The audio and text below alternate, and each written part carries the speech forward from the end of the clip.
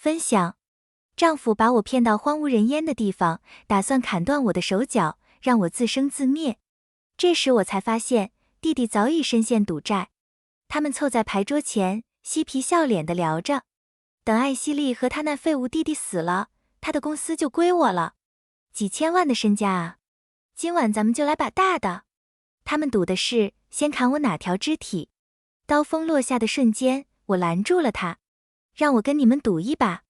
我赢了，放我们走；我输了，任你们处置。丈夫嗤笑一声，你拿什么当赌注？我坐直了身子，我的命。刚毕业的弟弟跪在我脚边，哭得撕心裂肺，嗓子都哑了。姐，别这样，你会没命的，求你了，别赌。弟弟大卫一直是个好孩子，既崇拜我，也崇拜我的丈夫凯文。自从我嫁给凯文，他就像条小尾巴似的跟着凯文，说要跟着学做生意。父母去世后，他是我唯一的亲人。我信任凯文，也就没多干涉。可一个小项目的成功冲昏了他的头脑，他拿着钱去赌场，输得一干二净，分文不剩。我摇摇头，事到如今，你觉得还有退路吗？他们摆明了要我们死，这是唯一的机会。大卫吓得脸色惨白，眼泪都僵住了，浑身止不住的抖。我心疼得厉害，脸上却没露半分。他输的钱加上车和公寓，总共超过100万。一个刚毕业的学生，怎么就这么不知天高地厚？这分明是凯文和他那帮狐朋狗友设的局。凯文的目标从来不止100万，他要的是我的公司，我的全部资产。也好，正好借这个机会给这孩子上一课，不是谁都能信的。艾希莉，别跟他们赌，你会死的。我去当丫还债。这话听得我怒火中烧，这肯定也是凯文教唆的。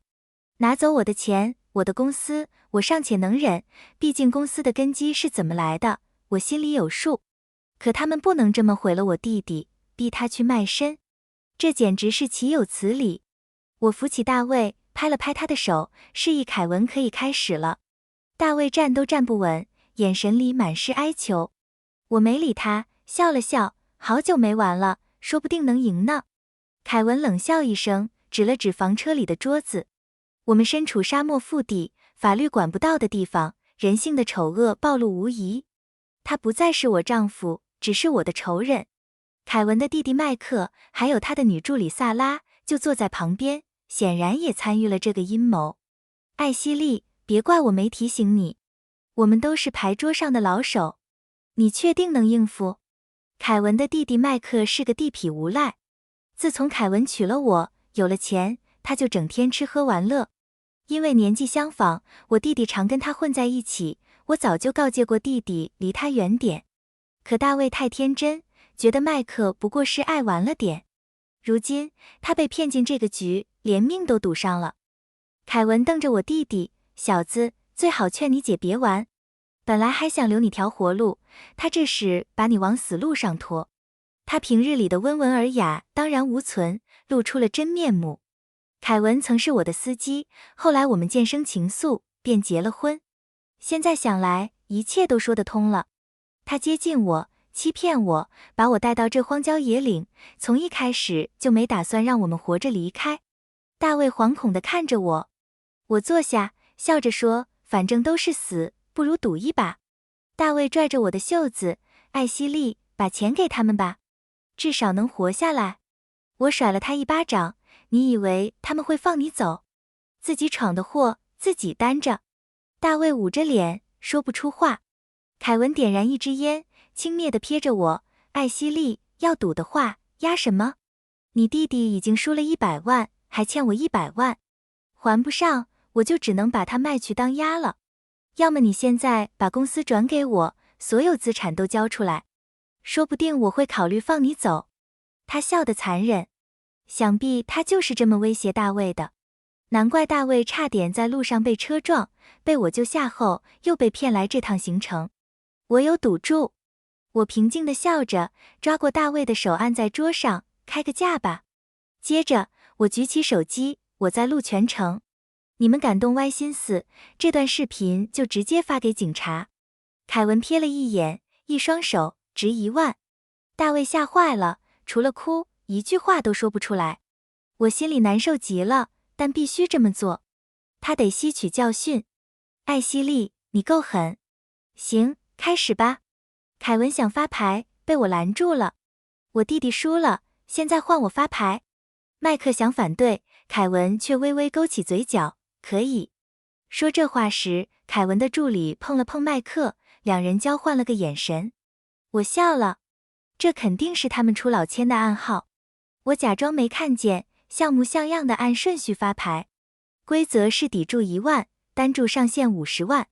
我看了看自己的牌，作为发牌者，先下了1万底注。接下来是麦克，他看都没看就压了50万。凯文跟着压了50万。50万，不开牌。他用挑衅的眼神看着我。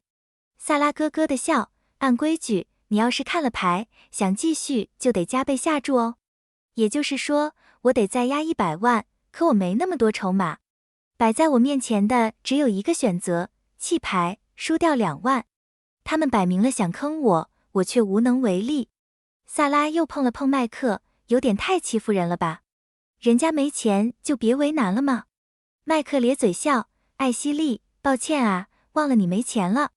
嘴上这么说，眼里却满是得意。我让你一步。下一把，上限10万。他伸手就要拿我的筹码。等等。我跟100万，不开牌。凯文眼睛一瞪，艾希莉，你写欠条吗？你根本没筹码。麦克也嘲讽道，艾希莉，不会玩就别装了。大卫哭着凑过来，姐，我们还差80万啊。我二话不说，抓过他按在桌上。凯文，他这条命值多少？姐。大卫彻底慌了，哭喊着。